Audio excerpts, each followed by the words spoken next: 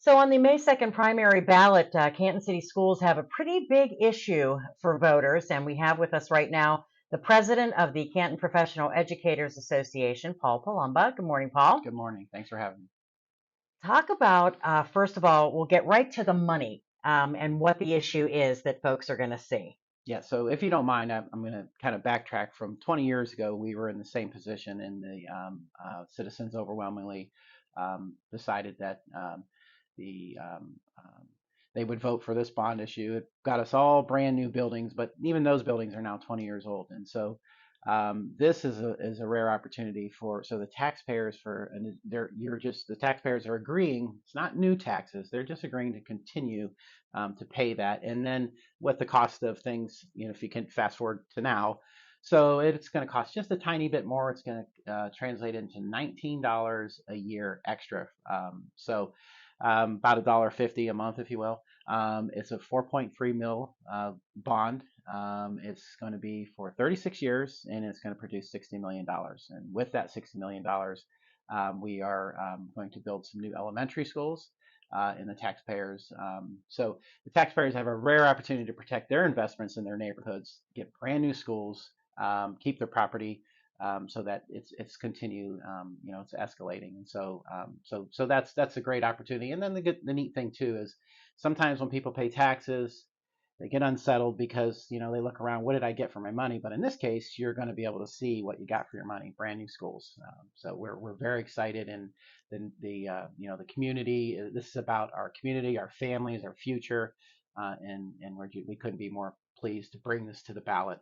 We're very confident that we'll get the support. Um, So let's kind of go individualized. You're a teacher. Why do you think it's important for the new buildings? I mean, as far as education goes and the kids and their families. Yeah.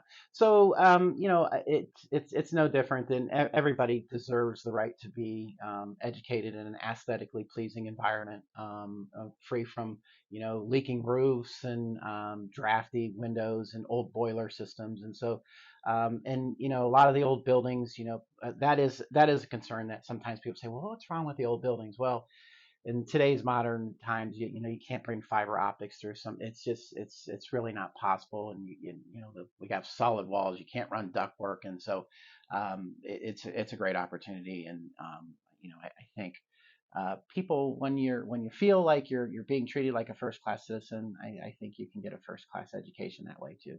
Just Yeah, and from what I've looked at, it's not anything excessive. It's not, no. this is, things that are going to make people comfortable, kids comfortable, and teachers too. Yeah, absolutely. And as I alluded to 20 years ago, some of those buildings are needing some repairs now. And so this is going to give us some new buildings and then also give us a little bit of operational cost to continue to maintain the older buildings and then build the newer ones as well. So as we look around the district, which buildings are going to close? Oh boy, that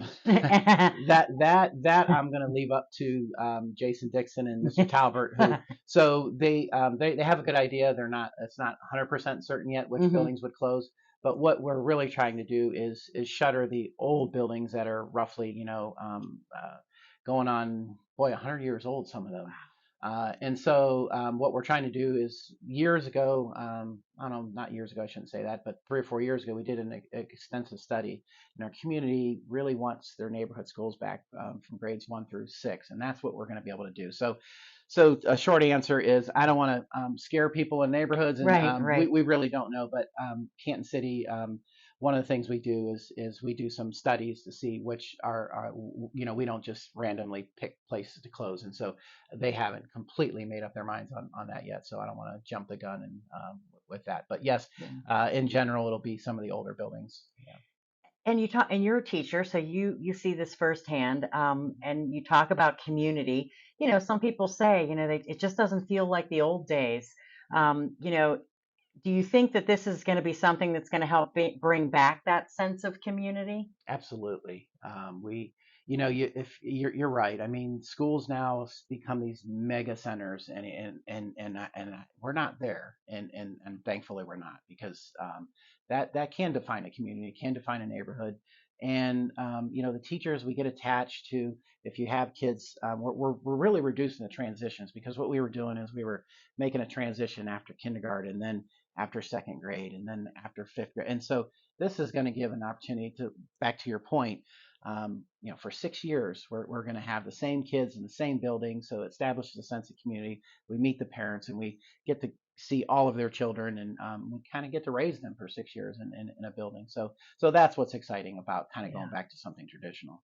Yeah. And what do you hear from your teachers about the current status of the buildings and what is proposed? Yeah, they're excited. They really are. We're teachers. We just do it whatever we have, and we work with whatever we have. But that's not to say that there's not wishful thinking about a better day, and that day is here now. So we're ready for it.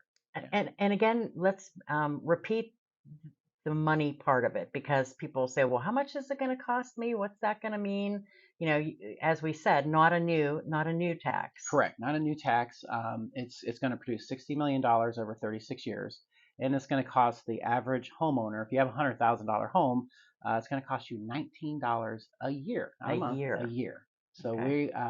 it's almost too good to be true, but it is true. It's actually true. So we're going to be able to do these things, and extremely excited. Yeah. And we were talking off the air too, also about the high school, and that was something that I think probably was supported, taking the high school off the table at this time, right? Yes, yes, yes. So there's again, that's a there's so much history with McKinley, and I think and when you just announced that, I think people were like, wait a minute, let's slow down and let's talk about this. And so I think that was the right thing to do, because the community does need input. So it's going to be a tough, because we went from 4 high schools, we're down to one. And then McKinley is steeped in history, and so I just think it was like, oh my gosh, now what? What? So Yeah. we'll do some studies, give the community a chance to have some input. But at the end of the day, I think we realized that we have the finest facilities. Actually, I would go. They're incomparable, honestly. When you look at the stadium and Yeah. the field house and the natatorium, and the weight room. Yeah. And so the kids will probably still always have access to that, but they just may not be able to go to school, because you're right, we're getting surrounded, and that's a good thing for Canton too. And we got to find a way to balance all of that. Yeah, So, exactly. All right, so we're talking May 2nd. This is a $60 million bond issue. That's a big number. People see sure that is. number, but it's over 36 years, and it's a 4.3 mil, correct? Yes, correct. Correct. Okay, so anything else you want to mention maybe that I've missed? Folks get out and vote on May 2nd.